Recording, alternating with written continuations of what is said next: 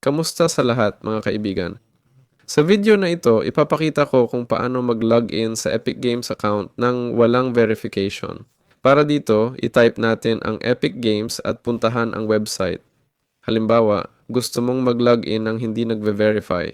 Para makapasok ng walang verification, gamitin ang alinman sa mga paraan na ito.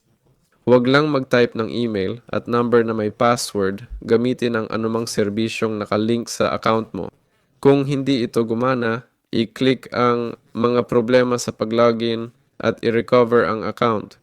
Kung hindi pa rin, kailangan mong gumawa ng ticket, mag-scroll sa baba ng site o i-search lang ang support ticket.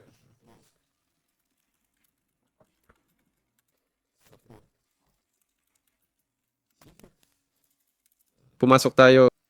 Paano kami makakatulong? Pumasok tayo. Dito, isulat na hindi ka makapasok sa account mo nang walang verification.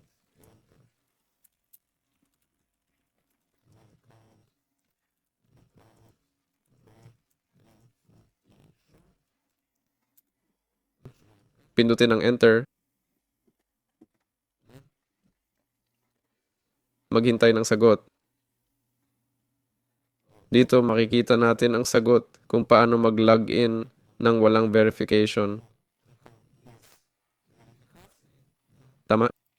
Kung hindi ito gumana, i-click ang passport security at gawin ang sinabi ko kanina. Hanggang dito muna tayo. Paalam sa lahat.